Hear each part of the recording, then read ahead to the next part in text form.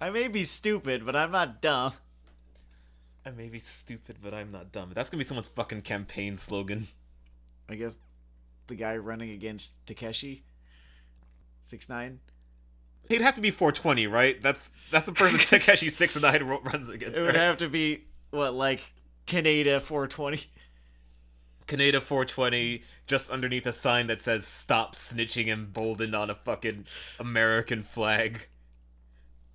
I legit do not know which one of them is running on the GOP ticket in this particular race, in this hypothetical race. Okay, I'm looking at these characters we've constructed here. Well, one of them is just 6ix9ine. One of them is just 6ix9ine. It's just 6ix9ine running for office. And the other, I guess, is a more conventional rapper on the Stop Snitching platform. Because then I think that might actually be the GOP person. 6ix9ine's whole thing has a sort of weaselly Clinton primary kind of flavor to it. In my head, this 420 guy, Kaneda 420, he's more like a mirror image palette swap.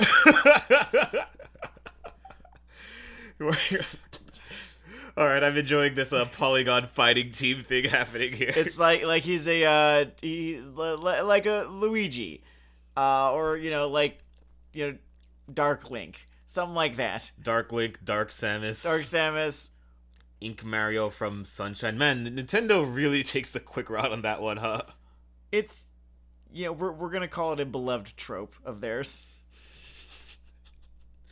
Well, I guess sometimes shortcuts get you where you're going more quickly. I mean, they remain as beloved as ever. I was just playing Pokemon Snap last night. It's the most fun. Is there a dark photographer? I guess that's you compared to Todd Snap. He's in that, by the way. He's a side character. Wait, that's you? You're a malign photographer? Are you selling your Poke Pics to Poke TMZ? I'm a line photographer. You're just, you're there. Alright, I get the feeling that you're taking Poke Pics of Jennifer Hudson on the beach now. No, but there is a Machamp on the beach. He, kind of just flexes at himself. Ah, I see. Just the actor that plays Aquaman then, Jason Momoa. Man, that would have been funnier if I could remember names. I didn't have the creeping aphasia of age. I think out of all the people on this planet, the one... No, it's Brock Lesnar. Brock Lesnar looks the most like Machamp. Yeah! Or Bobby Lashley. Both of them look equally like Machamp. I'm actually gonna give this one to Lashley. He's just the most toyetic person on the just planet. Imagine Bobby Lashley with 2 more arms, and you're basically already there. Alright. I'm gonna offer some free creative advice Sure. to defend, because you're already in the fuck it zone. Yeah. You've already fired everyone of significance for talent, so... I think Road Dogg's gone now, too. And Road Dogg. So... And William Regal. Oh. I'm just angry. He's drinking pissed with the Angels now. Here's a pitch. You guys are already fucking around with 3D technology. It doesn't look great, but you're still doing it. So, as long as you're there, just copy and paste 2 more arms onto Lashley. Just just try it. See how it works. I want my Machampion. And yes, it'll give the live crowds nothing. But you already give the live crowds nothing. Okay, so speaking of fights that someone wrote, we gotta segue somehow. And wrote. Alright, just for our context, because you can usually jump into Weeaboo Hell context-free, we are on a journey. This is episode 2 of the Uzumakiad. You are so in love with that name, and that positive energy really boosts me. The Uzumakiad, which is a complete reread, not rewatch, which is why this is not just complaining about filler. Yeah, I don't fucking have it in me. But a complete reread of the original Naruto series. We are doing 10 episodes, 70 chapters each. I think it might be 702 chapters, so the final episode is going to be, plus a couple of chapters. I hope you can do that. I hope that violation of the rules doesn't, throw all of you into a deep and blackened rage. Anyway, This is episode 2, so that's going to be chapters 71 through 140. When we last left off, we were in the middle of the Chunin exam arc. We specifically left off at the start of Sakura versus Ino, the fight this comic has been building to this whole time. Yes, that one. Do you have any lingering thoughts about Sakura versus Ino? I already touched on it in the last episode, but this fight is way better in the manga than it was in the anime. The anime did not adapt this fight well in the slightest. The whole thing made it look like Sakura had been a bullying victim of Ino's for many years now after they were once friends, when in reality, they are still friends. They were friends. They are friends. They are now also rivals. They still respect one another. They're kind of like, they're playfully taunting one another throughout the match, and I think that it's understood in the manga that these are playful taunts, but then once all of these things became voice acted in the anime, it seemed way more acrimonious. I've got to say, while I was detached from the emotional stakes of this by whatever, emotional disorder I have. Well, I'm trying to play the game, you know? I know, but I found it much improved from its animated equivalent based on my lingering memory.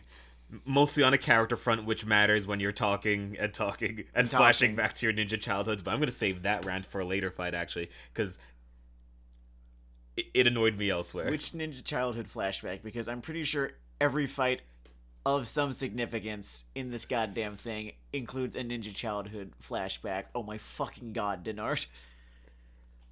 Okay, I guess we're doing this now.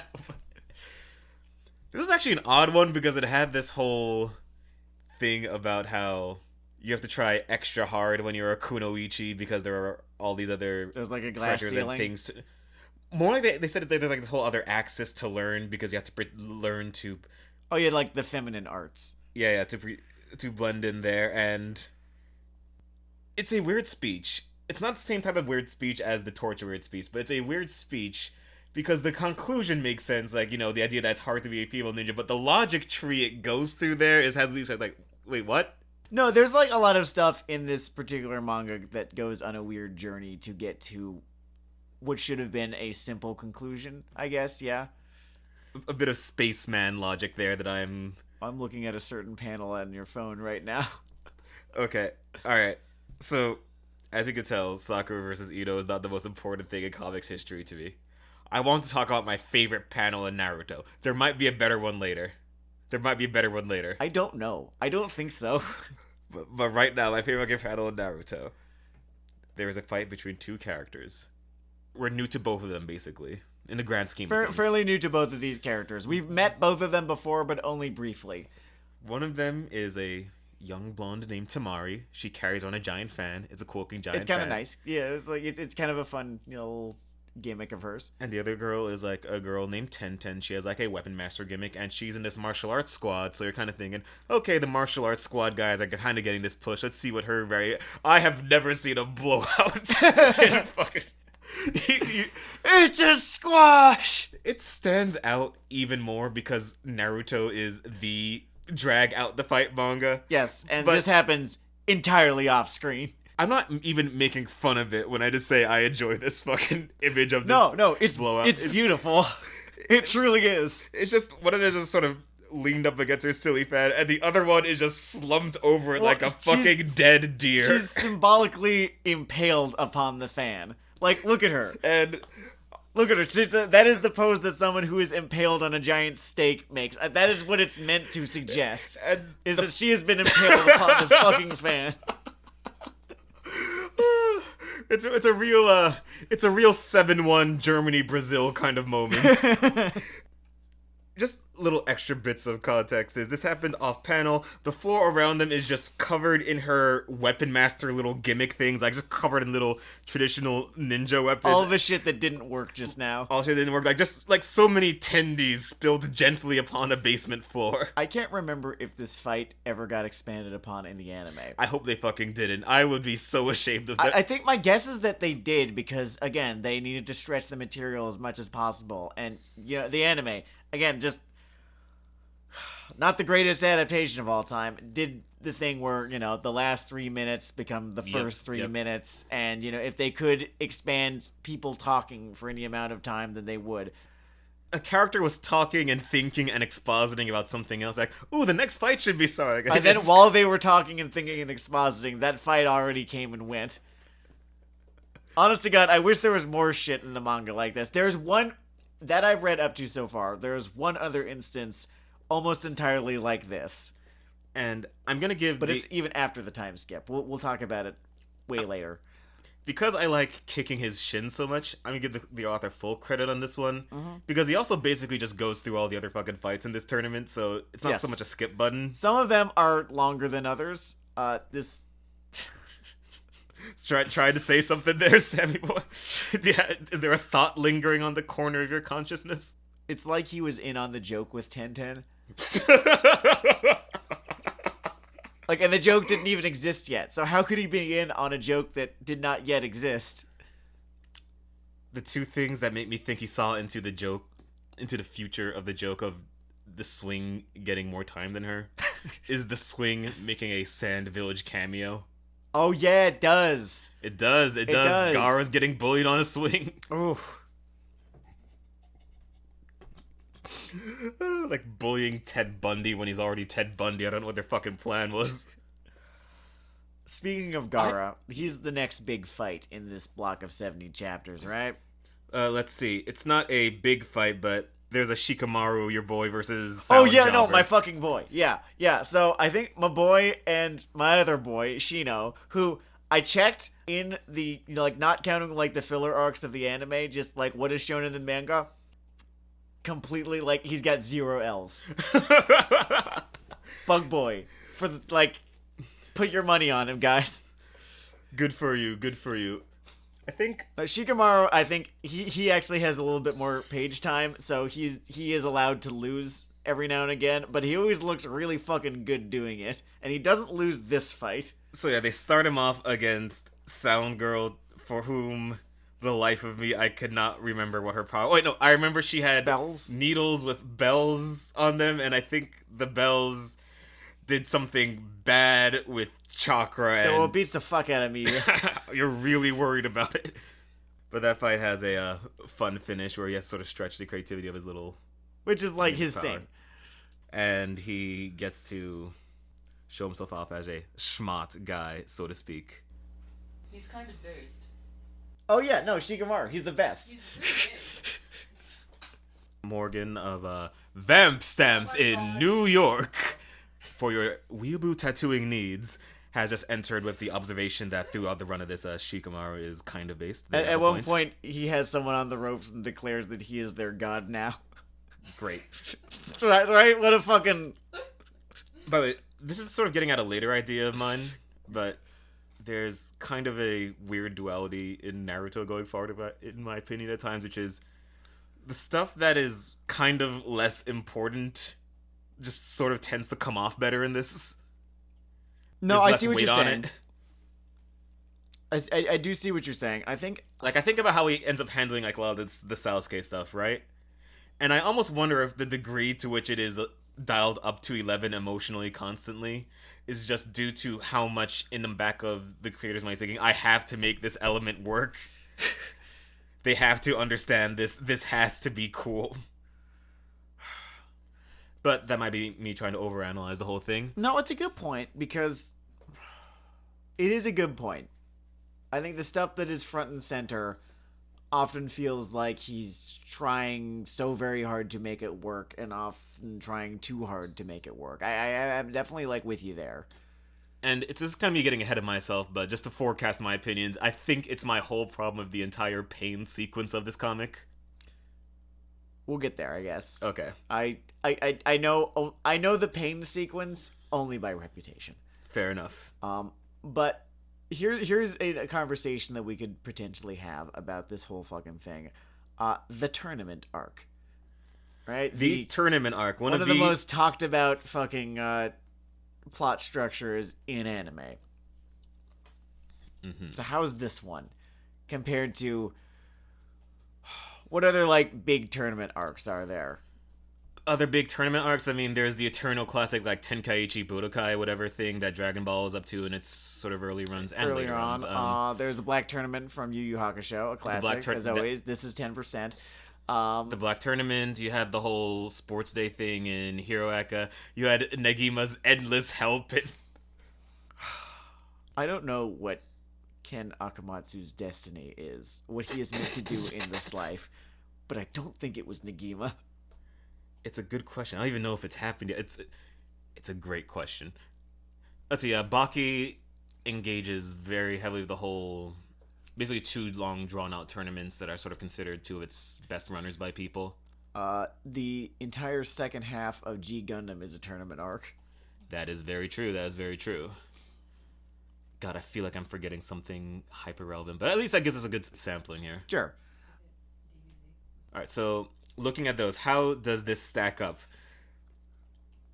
I guess maybe I should look at the elements before I grade the whole thing, or should I just give my overall impression here? Is it generally understood that Yu Yu Hakusho is kind of the gold standard here?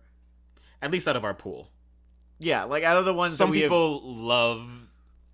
I think maybe for like a sort of bouncier, more vibrant adventure, maybe you'll enjoy the Dragon Ball one more, depending on who you are. But Yu Yu Hakusho, like for our generation's kind of standards and tastes. Sure, yeah, and I definitely wouldn't hold it against someone for enjoying the Dragon Ball one more. Certainly, I don't think that Dragon Ball, back before the Z got added to it, strained one's patience as much. I did not have my basket of gripes. That's a YouTube joke there. He talks about Dragon Ball, whatever. But yeah, the Yu Yu Hakusho one in terms of growth within the tournament structure, using the one-off fights to a fun extent, the setup around things being amusing, having the little side plot outside of the tournament, which every tournament thing basically does. Yeah, exactly. I mean, there was I'm a sketchy dude fucking around in the background. Well, yeah, and there was like the Shoto subplot that was happening in the Hiroaka tournament arc. Yeah, which by the way is an interesting distinction in Baki, because he does not give a shit about things that are not this tournament. It's like, oh yeah, politics, I don't give a fuck. What? They're in, I don't know, they're in Japan. Some of these people are from America or Russia, I guess. Okay, look, we got some punching to talk about. Baki's a whole other universe of standards. It's just another thing entirely, yeah. Where are the deficiencies and where does it excel? I think the deficiencies, if I may. Okay. It does a whole lot of work in the moment through flashbacks to get you to care about the participants, which kind of speaks to how he had this arc take place a little bit too early. Now, here's the thing. We are at the point in the manga, in the story's run, when this is the perfect time for something as with stakes as comparatively low as the Chunin exam arc. However, on the other side of that coin is the fact that many of these characters, we're really getting to know them only through their appearances in these fights. So we cannot have really known them long enough to care about them yet. So this is that thing again where we have kind of reached a similar conclusion of different logic trains. I would disagree with the roots here.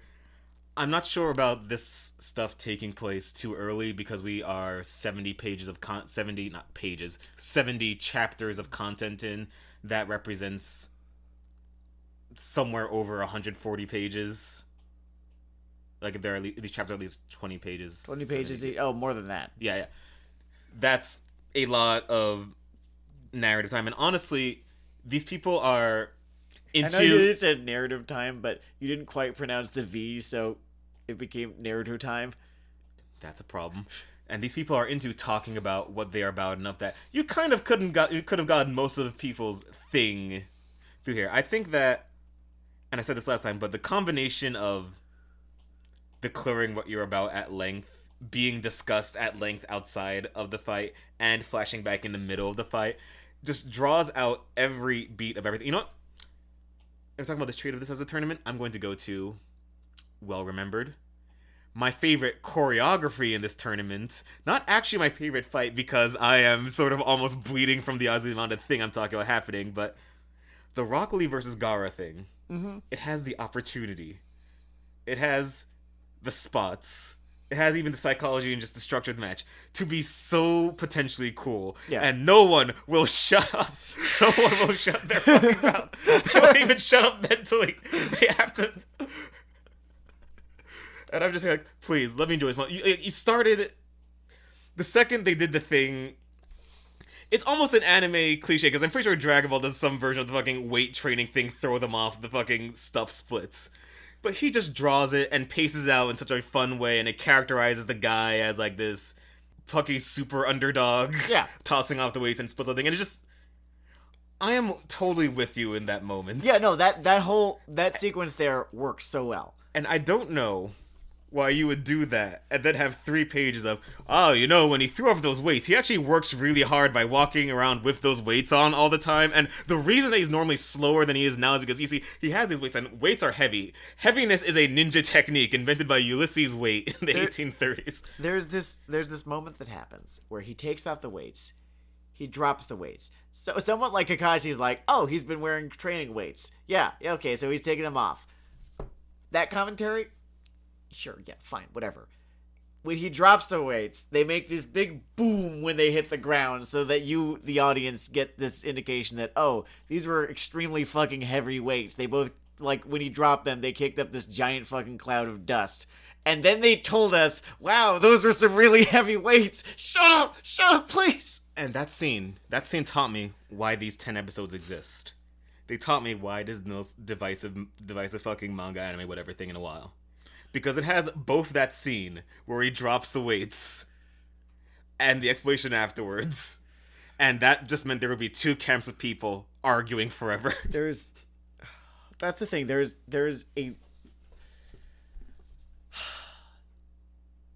this edited down version of Naruto, which ends up being probably about 100 chapters shorter. There's an edited down version of Naruto, 100 chapters shorter, which is the coolest fucking manga that's, you know, maybe not the coolest, but like one of the cooler mangas that's ever been written. And it's the version of Naruto that just doesn't have all of the fucking talking in the middle of fights. I almost want... Can we make Gendy Tartakovsky do the next adaptation? Yeah, for fucking real. It would be a fascinating switch. Before I go back to the Lee Gaara fight, just because that one was interesting, maybe we'll come back to it, but I'm looking through my notes / several pictures here, because I just took some highlight pages for myself because we read the manga here. Okay, sure. And one of the best examples of the chattery in the middle of this tournament that is driving me to distraction and exists to some extent in a lot of these tournaments we talk about. It's all over some of the Hiroaka Yu Yu Hakusho stuff. Mm-hmm. But the extent here is, there is a moment, and it's in the Naruto Kiba fight. Okay. Now, the thing that's significant about this one is it is basically supposed to be a small, like, just story of Naruto growing mentally, right? Like, he's getting smarter is the whole thing. Yeah. He's using ninja tricks. He can do more ninja tricks, whatever. Mm-hmm.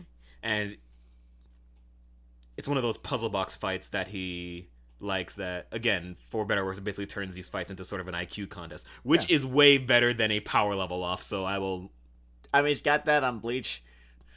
This is true. And there's one moment where he does a simple, clever thing. So the guy he's fighting can basically turn his dog into him to fight as a doubles team, right? Sure. And the whole crux of the story is Naruto used to suck at turning into a copy of a person. Yeah. And he turns into a copy of the guy, so the other two don't know who to attack. Super simple, smart stuff, shows his growth. Then, there's a point when building's hard. You probably could even see my phone, so you probably even know where I'm going with this. Mm-hmm. Then they have Sakura explain it, which is bad enough, with a fucking diagram. I shit you not. There is a diagram here. I might make this the picture for the episode. No, it might. No, the Tentenode thing, but there is a diagram. Actually, there are 2 diagrams of his trick. It takes up half a page.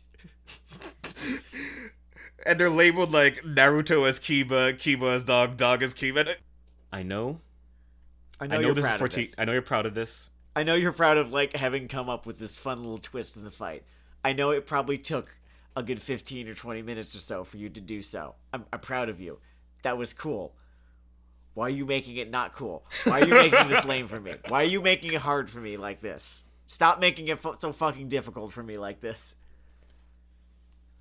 And I know that this might seem kind of prescriptive in terms of how you lay out fights. Maybe it is, maybe it isn't. It annoys the piss out of me. But here's where it becomes a problem. And it's maybe where we'll just start getting to the later fights here. It's because it's what he also does with ideas. Ideas and character beats also get this treatment. Mm-hmm. And that really hurts my experience of it. Because I should say, by the way, for the overall, block by block chapter, this whole Chunin exam thing, to my memory, along with one or two fights and the whole Sasuke rescue thing, I'm pretty sure this is remembered as just one of the stronger sequences in the whole. The Chunin exam, yeah, I would say, the Land of Waves arc, most of the stuff before the time skip tends to be very well remembered. If there is a weak spot, it is an arc that we have yet to cover so far, of all the arcs that happened pre-time skip, right? Yeah, mm-hmm. It's an arc that has yet to be covered, so I won't really mention it. Fair enough. But yeah, this is the one that everyone loves. And I guess you just start to see, you were on that whole franchise original sin trope kind of thing, and I kind of get it.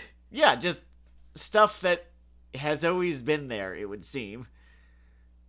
So when I say they do it with character beats too, let's go back to the whole Gaara Lee fight, right? Yeah. Lee's zipping around. Everyone says, man, he worked really hard to get this strong. Look at those weights. Then we flash back. He's working hard on his taijutsu, whatever thing. And man, look at those weights. And then look at those weights. And then there is his mentor, coming in to admire him, you are a genius of hard work. And you know what? That's not even a bad panel. I'm okay, yeah, a genius of hard work. Head against the tree, eyes open, sort of tearing up. Cut here. Then we go to his reaction to, damn, am I really a genius of hard work? Because I've been working really hard. And I'm like, oh my god. Are they paid by the page? Because, if they're paid by the page, they're paid by the chapter. I don't know if it's so much paid by the page as much as just the eternal darkness of the Shonen Jump deadline. Because that's the thing. It stops being fun. When you acknowledge where all of these cliches come from and why all of them exist, then it stops being fun. Because it's no longer the author's fault. That's true. Yeah, it's not quite as fun to kick at this thing. Shackle said, yeah, did you have to draw 25 pages in 7 days? And hey, have you ever tried that, dear reader?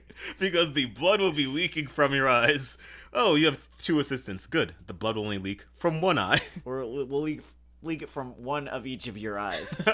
A little bit. Not... If it was just 2 eyes, if it was just one set of eyes, oh man, would there be some fucking ocular leakage. But if you leak enough blood, you unlock your stronger eye technique. Oh my god.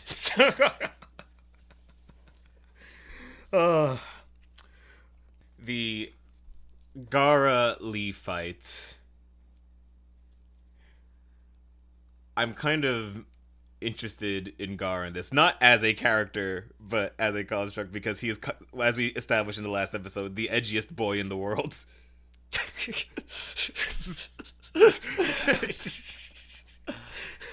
There's a hard. It's hard for me to find an edgier boy than our boy Gaara. Maybe does he have any competition in Bleach? Kenpachi's pretty fucking edgy. Bleach's edge doesn't necessarily feel the need to extend it into every life experience the character has ever had. Often because he hasn't thought through every life experience the character has ever had. True enough. Except with, what the fuck is the name of the heart guy? Okiura? Yeah. It's there.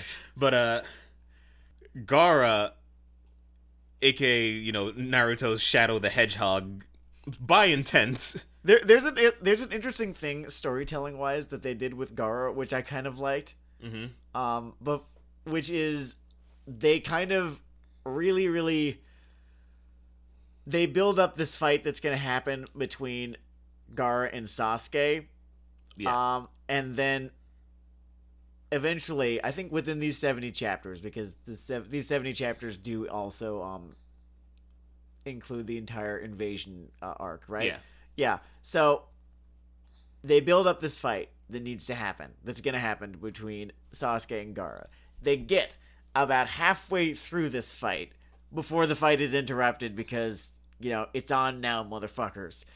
they go back to this fight again. All you're hearing is that it's gonna be like you and me at WrestleMania, and then towards the end of the invasion arc, beats him real fucking easy. Beats Sasuke real goddamn easy, and here comes fucking Chris Benoit.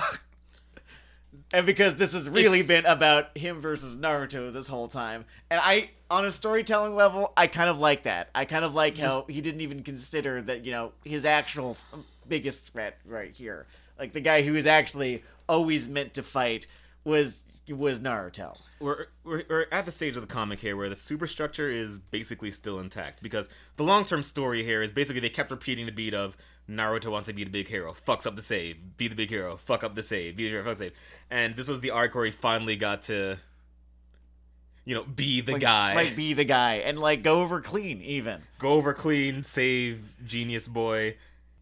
Like, I will count Good. Naruto's fight with Gaara towards the end of these 70 chapters as one of my favorite fights in the series. Like, he just does it clean. He does it clean. It might slightly benefit from the fact that the Toad's powers are as simple as stabbing things with its large sword. He jump, he toad. He jump, he toad, he have sword. We gotta talk about Neji here. We've got to talk about Neji, and for what I've been making fun of Gaara for, this might surprise you. On the sort of edge nihilism spectrum, aside from his stupid flashback and backstory, Neji's kind of the closest without going over. He kind of has the best heel work in this arc that isn't just breaching, crow monologues. I would actually call him the best bad guy of this arc. Right, of the Chunin exam arc. Yeah. And then, we end up with a couple more bad guys. I mean, I guess Gaara is a bad guy in this arc, and he ends up being the final bad guy in the invasion arc / Snake Boy is also there. I don't know. Oh, yeah, all the Snake Boy stuff. But I would say, of this arc, yes, Neji is the best villain. It's paced out in an interesting way. I think one thing that benefited him immensely and maybe just spared him a little exposition, though not much, was just having the whole Hinata with the sort of same power-based fight before it. Other than, the obvious emotional beats, ha ha ha ha ha, slap girl around, slap girl around, slap girl around, look at what a dick I am. I think just positioning him against someone with the literal same power set actually just lends credibility to the sort of usual genius wank. Yes, it also helps that his whole thesis, right, is the most directly in opposite to Naruto and what he believes and where he's coming from. Not only most directly opposite, but I want to say, for my money, the least arbitrary feeling. When I say arbitrary, I need to be very specific with the language or meaning here. Are we talking about... We're talking about Gaara again. Oh, we could also be talking about Sasuke, too. Okay, Sasuke is a borderline, he had a stroke and has a different personality now situation. It does feel like that sometimes, yeah. Gaara at least had a straight personality, but I've been reading The Count of Monte Cristo. It's one of the most famous revenge stories. The fucking research that you do for this. Right? Because it's one of the most famous revenge stories in literary history. And one of the interesting things about Count of Monte Cristo is, for the opening conspiracy, a lot of stuff has to fall into place, sort of in a specific way. And the book survives the line, but it's kind of close, and you almost feel the hand of the universe and this guy getting screwed over so he can take his revenge later. Sure. And I have a small kind of rule now for revenge stories and backstories. Mm-hmm. If it takes more cosmic spite or coincidences than the first 100 pages of The Count of Monte Cristo, then you've got a fucking problem. What I'm trying to say here is that, and I'm sure for some of you it's the saddest piece of literature you've ever read, when Gaara's aunt also tries to murder him, I kind of started to laugh my dick off. That's his uncle. Oh, no. His mother's sister was his, caretaker. No, that... And then his uncle... What? That's his... It's just very effeminate. Oh. Goddamn. Okay. So when his uncle Mia Culpa. I learned this. Like, no. I thought it was. I thought he was too, and then I happened to just like come by a character list at one point. What his uncle just takes the hit job to? It would be like if in The Count of Monte Cristo, his bygone beloved Mercedes just pulled a hand crossbow out from under her dress and also just shot him in both kneecaps. No, you know what it is? It's a fucking Doofenshmirtz backstory. Like, Gaara's uncle trying to kill him is a fucking Heinz Doofenshmirtz backstory that he relays to Perry the Platypus. It is that hyperbolically cruel. Okay, but we were trying to focus on the Neji thing. Sure, yeah. His backstory has a stupid retcon, but as originally told, at least, I don't know.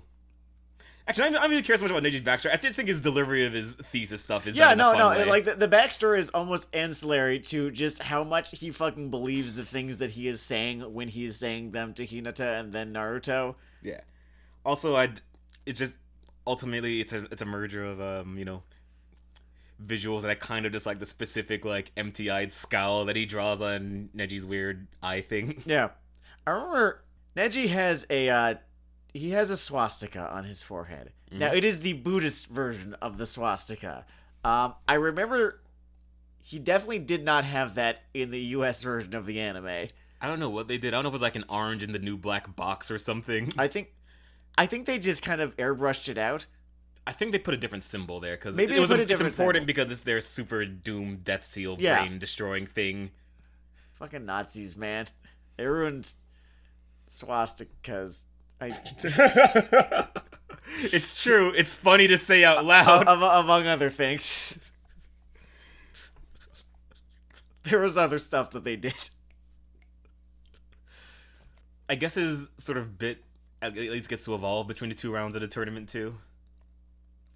Yes. It feels the most like there is a coherent conversation going on with his fight with Naruto. Out of all the fights that we saw in the last 70 chapters and these 70 chapters, it feels the most like, here is thesis, here is antithesis, Lord. And I guess it's just that line of credibility between, like, we have this social structure, some people excel, some people are stuck, live with it. And like, versus, I need to kill people to feel alive. Which, you sort of can easily reject on its face because what you're saying is, I need to kill squirrels to come, which isn't a philosophical argument. Like, maybe you do. You're still a fucking weird psychopath. And so, because I need to kill people to feel alive just has absolutely nothing to do with anything that Naruto is about. It has nothing to do with anything that Rock Lee is about, right? Mm. When Gaara is in combat and in conversation with both of these characters, it doesn't really mean anything that he believes these things because, again, it just... Like, just lay it out on paper. I can overcome my weaknesses by working hard versus I need to kill squirrels to come. There's not really an adversarial, like, it could both be true that you need to kill squirrels to come and he needs to train to get strong. It's like, they're not mutually exclusive. Yeah. So, I don't really... I'm sorry. I don't really understand. We said it last episode. He's so fucking cool until he opens his fucking mouth. Yeah, the Gaara bit is troubled in that way. Alright, so we say Neji's heel thing works here. Divided topic. What do you think of Hinata's mini underdog arc there? It almost works for me. There's something that I've been needing to get off my fucking chest for a while now. Do it. Hinata looks like she always looks like she's about to ask if you want to watch her pee.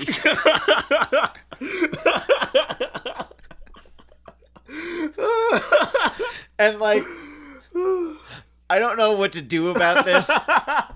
It's deeply uncomfortable for me.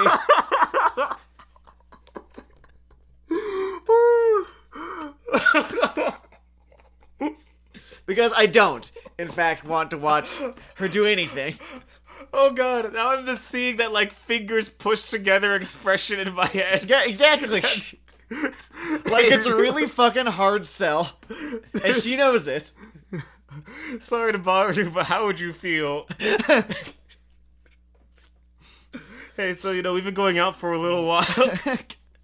No, they haven't. They haven't. That's what makes it so hard of a sell. Do you remember that video I sent you ironically? I wasn't being ironic. Would you be cool with watching me feed?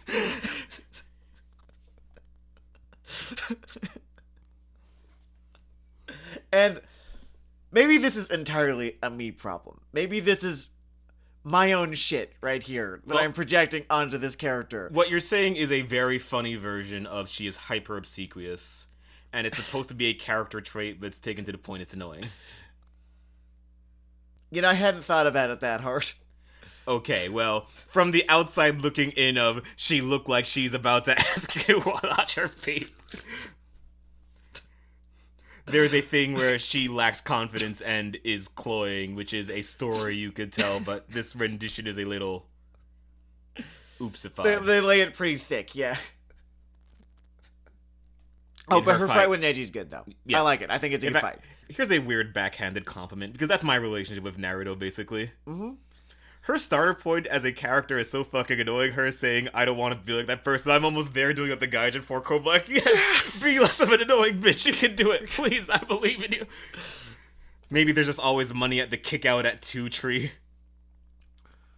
She looks good in defeat. Yeah, and you might wonder what they're going to do with that later, to which the answer is mostly... Oh, she does not have a fight again before the time skip. Just laying it out there for you. I have reached the time skip in the manga. She barely even appears again. I almost kind of see why the filler arcs exist in the anime now. Like, at the very least, all the side characters get a little bit more characterization, if poorly written non-canon characterization. Poorly written, non-canon, occasionally derailing and burying. Deeply annoying to have to, like, watch them go through it and the plot never actually advances. Yeah. And then apparently it just got so much worse in Shippuden. I was gone by then. Sometimes you have to evacuate. Sometimes, for the sake of you, whatever children you're protecting, your dreams for the future, you just gotta run. Like, I needed to do what was best for me at that moment. Yeah. In this sort of pause between, Neji, we're probably gonna get into the round 2 fights for a second. Yeah. I just wanted to point out a small moment between sort of rounds 1 and 2 that I enjoyed. Mm-hmm. It's this exchange. I think you actually pointed this out. Yeah, I was the one because it's great. It's a fantastic piece of just character exchange there. Puppet guys trying to gather their intel, just talking up the Leaf Ninja guys. And there's this conversation where he says to Naruto, "You're a funny guy. I like that." And Mr. Spiky here says, "Well, you're not funny at all, and I don't like that." And that's just legitimately normal funny. It's just so fucking good, and it was while they were drawing Naruto with his eyes shut a lot. They stopped doing that entirely as of the time skip. It's unfortunate by my book. Which, like, definitely to the character's detriment. I love how they had their main shonen character look just a little bit different like that.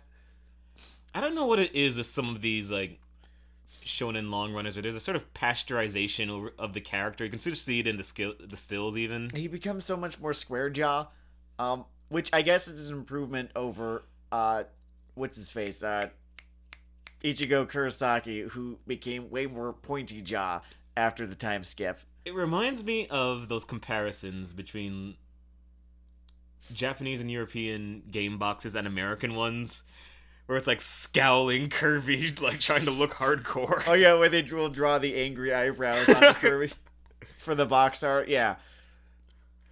And I don't know, because the sort of cartooning type stuff is a strength of his, it's just unfortunate to see that go away from the person you will see the most often in this comic.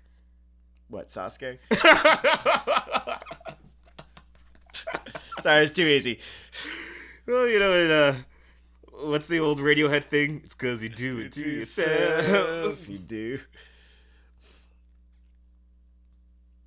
Something I found kind of interesting, by the way. This is after the round 2 fights, but whatever. Just talk about small things for a second. Mm-hmm. And I kind of want to get your take on this.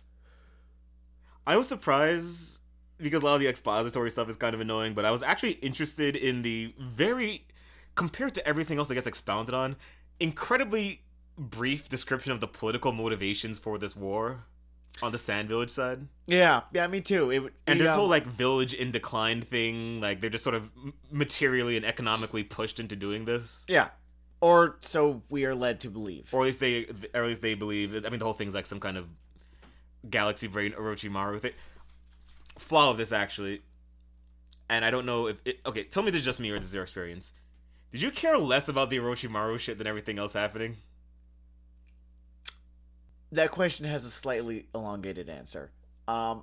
It's a slightly elongated podcast. Our last episode was an hour and 30 minutes long. Believe me, I edited it. And we all appreciate the work that you do. So, here's the thing. That whole justification, that whole political justification for why the Sand Village is doing this, that had to have come down from Orochimaru, impersonating the Kazekage, right? Right. So, insofar as him having the political acumen to come up with that, that's interesting. But he never actually does it on screen. This is just a conversation that needed to have happened at one point, where the Kazekage, who is actually Orochimaru, who has killed the Kazekage, comes up with this whole thing and gets everyone on board, right? He manages to sort of, kind of demagogue his way into getting them to stage what ends up being this, like, horribly ill-conceived, utter failure of an attack upon Konoha. Pure right? windmill tilt. Like, really just like, you need... Fission mailed. Well, it is January 6th today. He told him to go march on the Capitol. That in itself is interesting. But this is only a conversation that had to have happened, and I'm not even convinced that Kishimoto realized that this conversation had to have happened, because he seems far more interested in Orochimaru just kind of sneering at the third Hokage. Fair enough. I guess one function of the whole Orochimaru combo is just elevating this idea that reaching that Hokage position is this sort of holy moment or coveted role in the thing. I suppose, I don't know, the more that Orochimaru appears in this thing, the less interesting he gets for me. It's a problem, and I guess I was kind of getting at because... Maybe Kishimoto eventually realized that, and it's why he phased him out as the main antagonist after a while. Yeah, that's a fair question. Like, was the whole Kaguya hidden Uchiha spoilers, I guess if you're reading along or whatever, thing always the original plan? Hard to say. I have my own thoughts about the whole Madara thing that we'll get to as time rolls on. Yeah, a lot of people have got thoughts about that one. I would say that mine are perhaps less incisive and more of a... What is happening here? Fucking what? I was definitely more nonplussed than irate, but that's its own other thing. Though, actually, hold on. Before we go to the second round, let's just tie back to the original question. How do you feel about all of this as a tournament, specifically? Like, that narrative construct? So the thing is that it never gets to finish, right? It does not get to finish. So you're left to... We kind of get the finals, but does not get to finish. You're kind of left to, I think you're left to conclude that it wasn't important. Maybe. But, like, if it wasn't important, then why did we just spend this amount of time on it? Or am I wrong? If it makes you feel any less irritated with that aspect of it, we ultimately do get a version of how Puppet Boy and Bug Boy would have gone. Yeah. Well, they get their makeup match. They get their makeup match. Also, Tamari... Shino wins, lol. Shino wins, lol. We do get the Tamari Shikamaru thing with a very amusing finish. I'm going somewhere at this point. Mm-hmm. Follow me here. The things that were basically in question were just the Gaara versus Sasuke, Naruto versus whoever wins that thing. We basically sort of get proxy versions of those conflicts with Sasuke getting surprise trampled, and the people who, like, basically made it up their seeds, like Naruto and Gaara, we actually do... They do get their fight, right? They do. get their fight. And then And eventually... you might say, wait, didn't we sort of get gypped out of, like, whoever Tamari would have fought, which is true. Tamari is a girl in Naruto, so I feel like they might have gotten chumped out, so she might be better off at this point. So here's the thing about Tamari is that she gets a pop or two in the Sasuke retrieval arc. There True. is one of my favorite moments in the Sasuke retrieval arc is hers. So, I think she is one of the only characters to really truly break through the glass ceiling in this thing, because Lord knows, spoiler alert, Tsunade kind of doesn't. It is really funny that she kind of gets further up that scale than Tsunade did for all the hype. Man, informed ability is a fascinating thing in anime. Truly. So we have the whole round 2 thing. Mm-hmm. Oh, we should go over Jiraiya before that, I guess? Oh yeah, I guess we need to introduce Jiraiya here, right? Yeah. Alright, so we get our third mentor of Naruto, which raises certain structural questions and how you put this thing together, but whatever. Guy likes mentors. Kishimoto likes mentors. He likes mentors. Okay, it can be done well. And how do you feel about Jiraiya as a character? Why don't you tell me, and then I'll assemble my thoughts while you're telling me that. In our personal meme parlance, as far as mentor characters go, I would describe Jiraiya as pretty good. He's pretty good. He serves his purpose.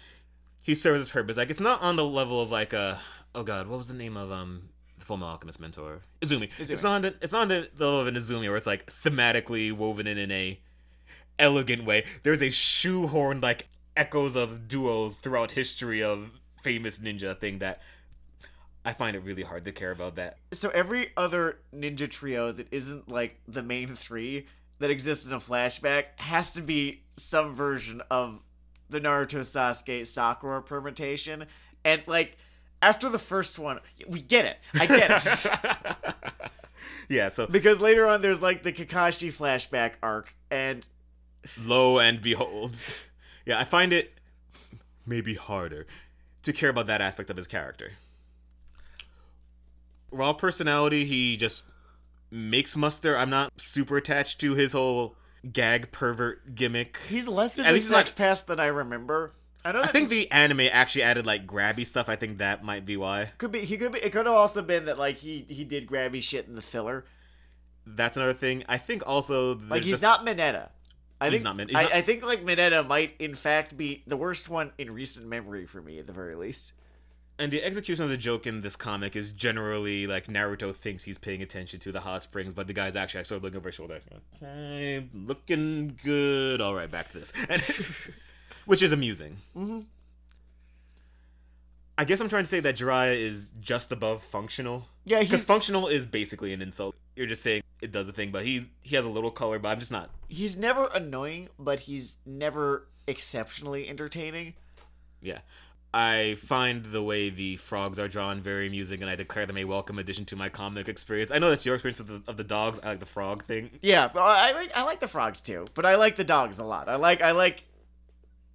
It doesn't appear yet, so I'm not going to talk about it yet. Do you think there's some kind of cultural in-joke that the frogs are also Yakuza, or is that just idiosyncratic fun shit? I don't know. I think it's fun. Yeah, I think it's fun that the frogs are Yakuza.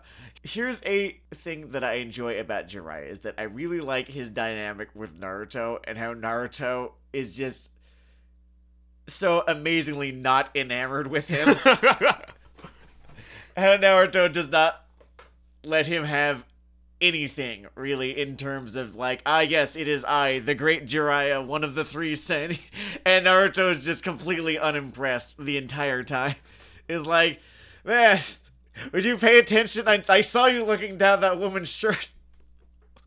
It's weird that that does more for the character than all the times people are ranting about how important things he or the other two said in legendary Kahona, fap, whatever. I swear to God, it's like the comic is schizophrenic sometimes when it gets right and wrong. Yes. I don't know,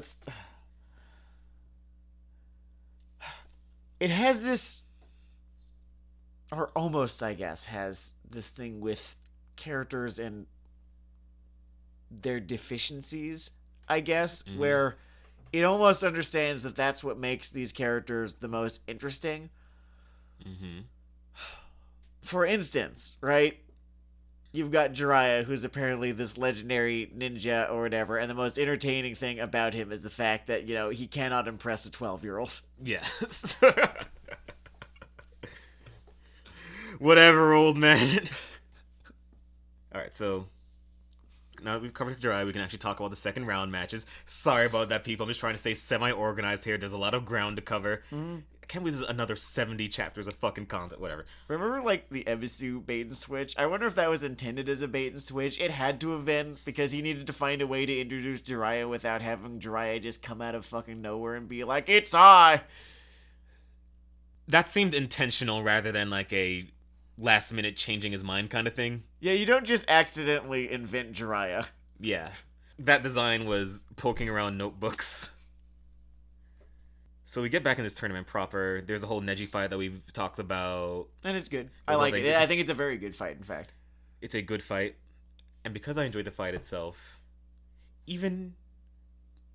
No, not even the mid-fight, but I didn't even like the mid-fight flashback, but what I want to talk about in terms of bugging the crap out of me is the post-fight flashback. Oh, yes, that. Because it's something that, I might be wrong, but it kind of becomes a habit in Naruto.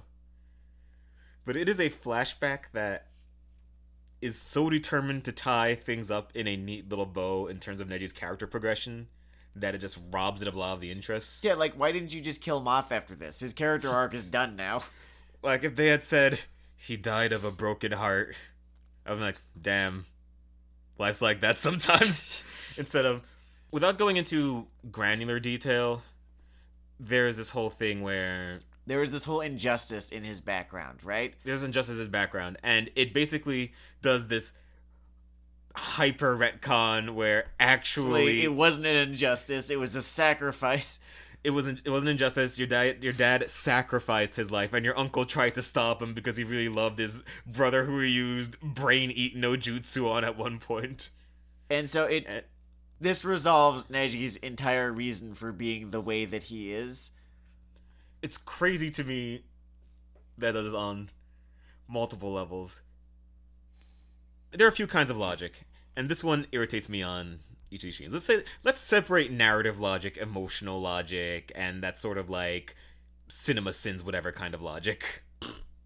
In fact, let's skip the cinema sins. Let's focus on narrative and emotional logic. Sure. In just the emotional logic of the thing, the cool thing about him was that he almost has a point, right? Sure. Like, all this bad shit happened about him, and he just lets it get to him. He took it too far. Yeah. Having reality distort itself around him being wrong not only robs him being wrong of interest, but it almost, like, undermines the actual triumph of... The fight is is sort of a man versus society thing where Neji is just the impulses and standards of this society, and Naruto is trying to rosy the riveter, saying, "Nah, man, it doesn't have to be this shit." And then just saying that these problems basically did not exist for this character also is, to me, in just...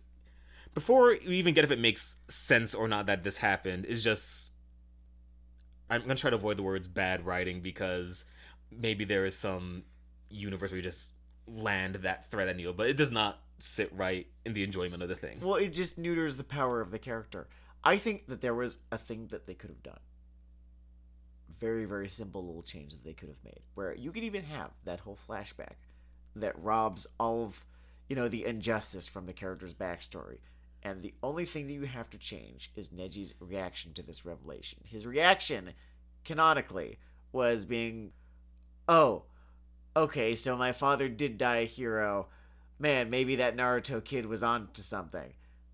What you could have done is have him be like, "What the fuck are you telling me this for? He's still fucking dead and I still fucking hate you."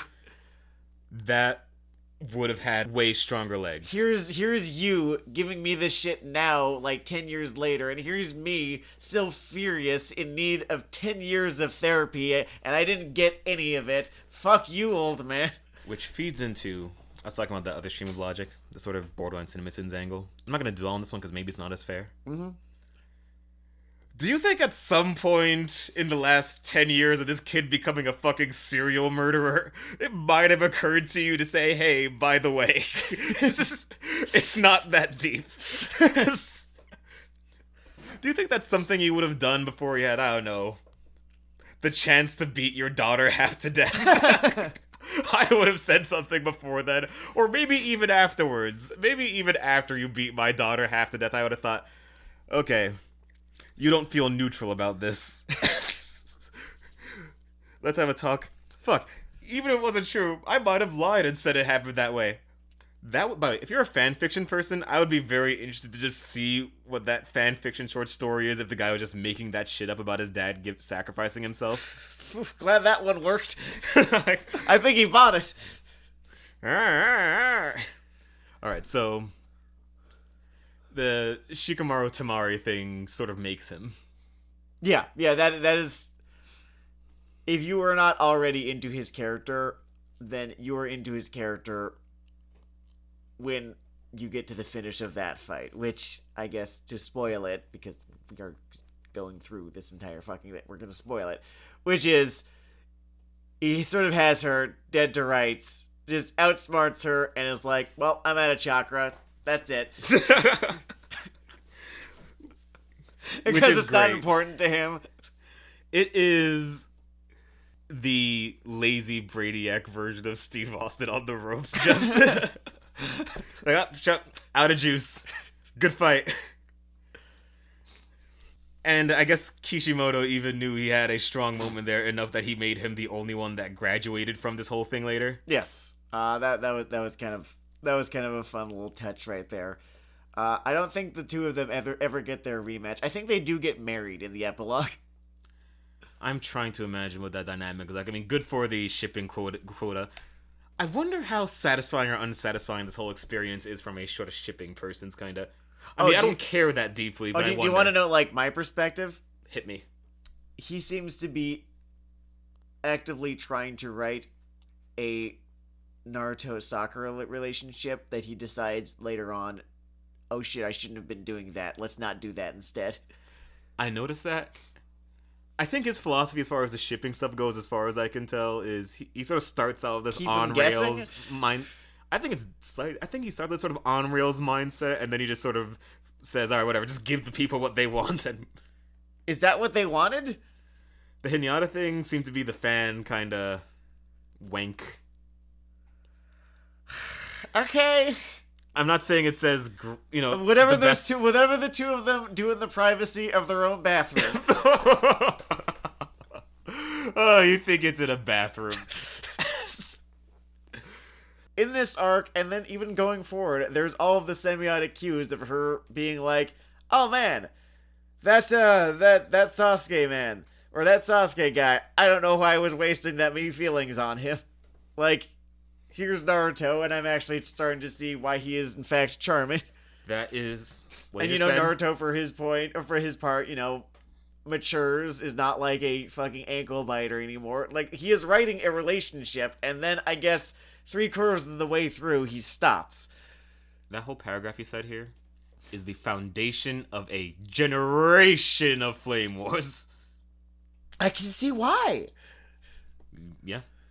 It is a thing. Like, I'm so against the idea of fan fiction and fanon and fandom and anything with like a fucking fan prefix in it, but I guess kind of color me Naruto x Sakura. Because that's what he seems to be trying to do. The two of them seem to be like, he writes chemistry between these characters and it works. So here's a thought. What if this is a dark herald of the future? Where there was good or bad, but just a relationship with multiple aspects being written on this one part. Mm-hmm. And then the people's choice, what the people wanted, the force he bends into, is just the obsessive waifu with one flaw. Is this the sign of things to come in anime? I thought this was the Sasunaru house. It's not. It's not the Sasunaru house. They go, like, out of their ways to have Naruto be like, man, you're what I imagine having a brother would be like. Our sponsor, Vamp Stamps, points out they thought that this was a Sasunaru house.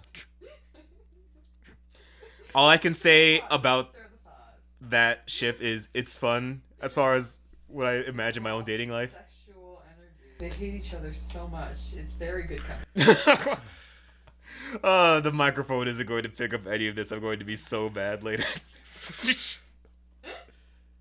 They just made the point that they hate each other so much, and that seems to be what draws a certain type of person to that. I don't know. A certain type of fucking middle schooler, maybe. All I know is that I've never dated anyone and thought, man, you know what this needs? A professional rivalry. Which is why I should not have gotten married. Yeah, the people who have these ships are the people who don't know what it's like to be in a relationship or what romantic chemistry actually means. Shots fired. Air horns. Alright, I'm skirting around the inevitable, but before I get to inevitable, just a little fight that's just fun. I'm just gonna blip over it. Mm-hmm. Just the, getting the surprise bug boy on puppet match fulfillment. That was so fucking great, right? It was. What a great fucking fight. It's just one of my favorite fights in this thing. Yeah, so it's far. like it's short, it's sweet, it's contained, like it's good. It's like 3 chapters long. That's all it really needs to be. It it has some twists and turns, and my fucking like your boy. My fucking he's like a no, I guess Shikamaru kind of has to be Orange Cassidy, right? Yeah, but by definition, 100. Yeah, like he. So I need to find a sort of analogy for Shino here. A silent badass. No. Fucking Darby Allin. Just kind of came out of nowhere, is like kind of freaky, and everyone fucking loves him. Goes super fucking over. And yeah, that fight just.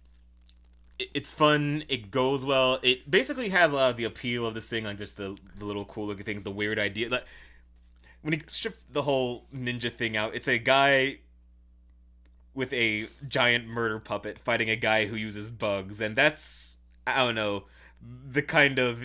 Like, it's cool and fun, and like, we haven't gotten to the point of combat grass whistling yet. Yeah. Which, oh man, do we get there real fast after the time skip. Like, almost immediately.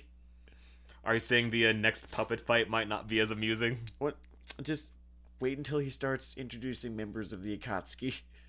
We actually get there in the 70s. Okay. No, we don't. It's like right after that. Oh, okay. So, wait till episode 3, y'all. And now it's time for the main event. So we have the Naruto versus Gaara thing here after Sasuke just really takes one to the jimmies.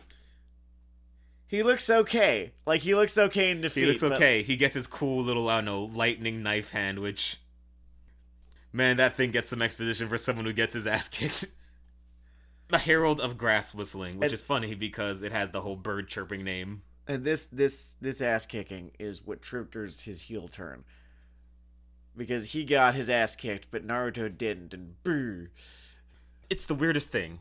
Sasuke's entire spiral into darkness and shadow is based on the 2 or 3 times he gets his ass beat in this thing.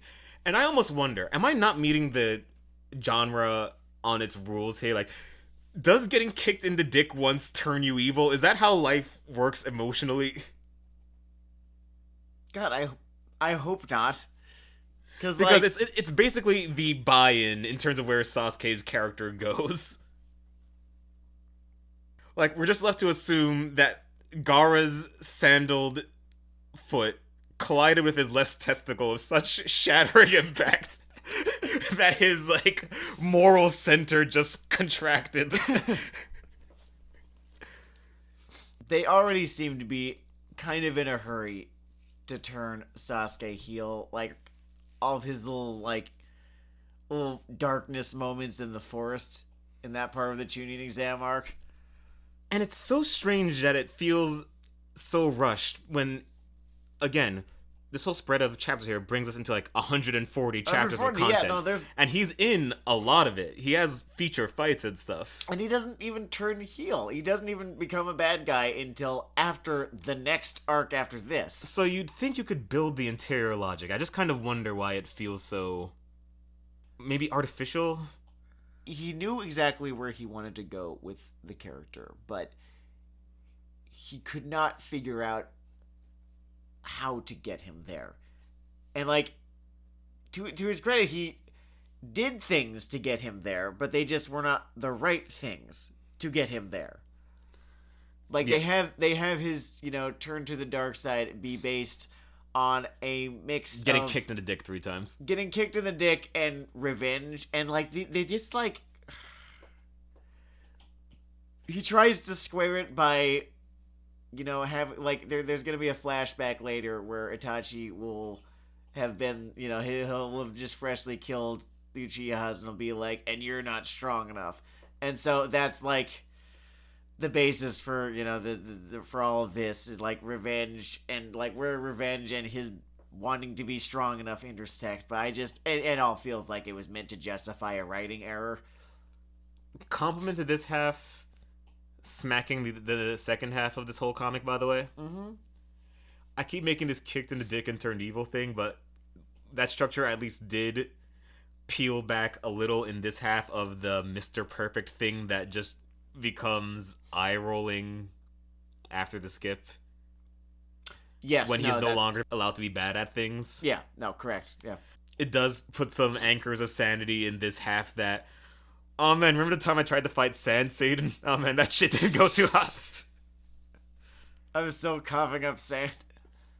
This one time I went to Hawaii, and for a legit 6 months afterwards, I was still finding sand in myself.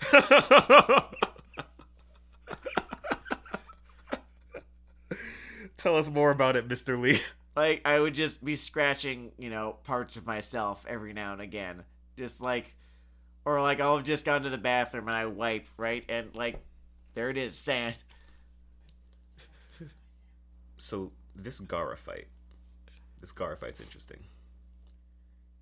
Because I have the pocket theory, and maybe I'm forcing this because it's at the latter half of part 2. Mm-hmm. But I think almost everything good and bad in Naruto can be found in this Gaara fight. Alright, so good. Giant Yakuza frogs. Certainly. You have giant Yakuza frogs, you have some just fun drawn things of a man running from sand that are not really working out too hot for him. Mm-hmm. 1 or 2 just broad emotional beats that work of like, we can get through this, what have you, etc. Yeah. And you have some of the bad, like the edgiest boy alive, the flashback that never ends, it goes on and on, my friends. The swing. You have the sand swing. The sand swing. You have Sakura getting chumped out almost as badly as 10-10, but without narrative purpose. It's bad with her, man. It's bad. Like, where I am at in the manga right now, they're trying to repair her credibility. Like, after the time skip, they're doing their goddamn damnedest. She gets tied to the sand railroad tracks in this match. And on the good to neutral zone, the whole thing does have little small versions of their little puzzle box structure at times. Not later on, when it just sort of becomes frog versus raccoon. It's pretty sick, I'll give you that. But more when he's trying to figure out, okay, my friend's stuck in that thing over there, what the fuck am I going to do about this? Mm-hmm. And that sort of straight underdog part of the match works. And also, it is a peak and an early rendition of, you hate it, some of you love it, I don't understand why, but Talk no Jutsu emerges in its purest form in this one. Talk no Jutsu. Actually, not purest form, because it doesn't convince them to change their lives mid-fight. Talk no Jutsu is the colloquial form of, through the midst of your death combat, Naruto convinces you that your life philosophy is wrong. And it's time to turn it around. It is the Outer Limits combat therapy. Might not have to coach as much here. Because 1, Gar's just sort of given the information and is just too battered to agree or disagree at that point, which is amusing. B, it's happening for the first time, really. Neji had to have a whole intervention. Okay. It's also, I think, just one of the better rendered ones. It has things feeding into it thematically up to this point, because Gaara is an ideological twin. Which makes it feel like one of the most... I guess. Or so we're told. It's his attempt at an ideological twin. it's not as ass nowhere stupid why as the pain thing. Or maybe it is, whatever. That's still, even if I'm wrong there, it still feeds into this whole I this guess fight. we'll see. Sort of being I'm getting there. A micro version of this series' strengths and weaknesses. Mm-hmm. Where do you want to go or start with this? With the fight itself? Or was that in itself a way of going over it? Yeah, no, I think we've kind of gone over it. Just in terms of what was good about it, what was bad about it, and sort of Cool. So since we've gone over the fight, I'm gonna start making fun of Gaara again. I want to talk about just this one quote where we sort of just get at Gaara's character motivations here. And it's in the hospital when he's about to murder someone in the hospital because he's the because he's the edgiest boy alive. Isn't that an act of war? And he just say, "This guy." There are police. We are told later that there is a police force. There's like a black ops. It answers to the Hokage. They wear those animal masks. Where are they? But there's this quote just now thinking, wow, this guy, he's just like me. I'm thinking, oh, okay, so he's gonna sum up his little philosophy thing. Okay, it's showing and people get talking about it. I'll let it ride. So this is what I came up with. I exist to kill all humans other than myself. Living in constant fear, knowing I might be assassinated at any moment, I finally found inner peace. By killing those who sought to kill me, I was able to discern a reason for living and justify my own existence. As the Hellspawn, I fought the denizens of the devil sent to... You see, I spun off into the McFarlaneisms over there. Gaara fascinates me as this, like, borderline sort of special needs level of edge that I can barely sort of comprehend. Tattooing love on his face and... Was it blood? I think he scarifies his forehead by using his sand to do that. Yeah. You grieve with me for eternity. Release your love, take your place inside the fire with her. That was Disturbed's Inside the Fire for those of you with childhoods. We grew up. There were so many enemies. There is no band that I associate more with Gaara of the Desert than Disturbed. I kind of wonder if the sheer cartoon degree of edge almost makes it weird that Naruto finds a way to, like, identify or empathize with this man. Because it's a borderline alien trait of logic. Like, the moral characters were just that pain of being all alone. It's not trivial.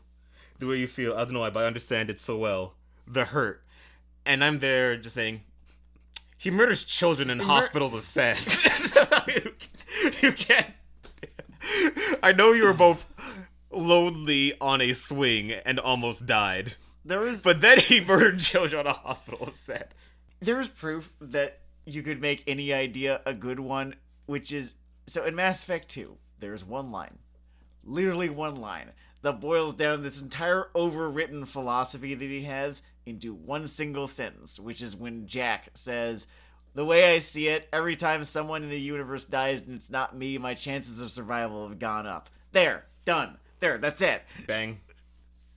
So that's what I'm going to take from his philosophy. That's going to be the charitable reading that I apply to it. It's just him being 12 years old and an edgelord and, like, not having the vocabulary necessary to concisely say that sentence right there.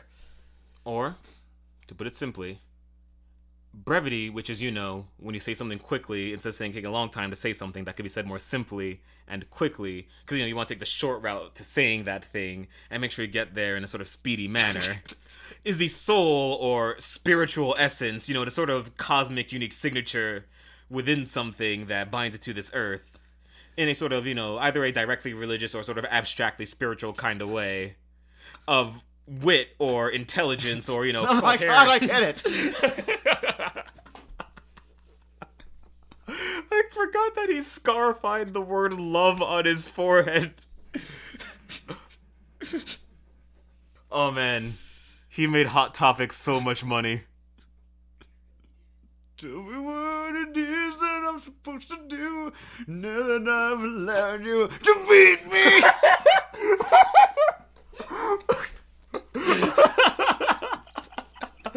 Alright. Anyway, this is part 2 of the Uzumakiad, where the band Disturbed happened to be made up of Dennard, Dayle, and Dan Draymond. Ted Draymond, Or whatever. is it David Draymond? Whatever. I know. But this is Dennard, Dayle, and Sam Lagow. It's been Weeaboo Hell. And, 1, nothing wrong with me. 2, nothing wrong with... 3, nothing wrong with me. Oh, man. You know that song is about mosh pits? There are 3 literature programs represented on this podcast. Truly. Okay, we'll see you next time. Peace. Peace out.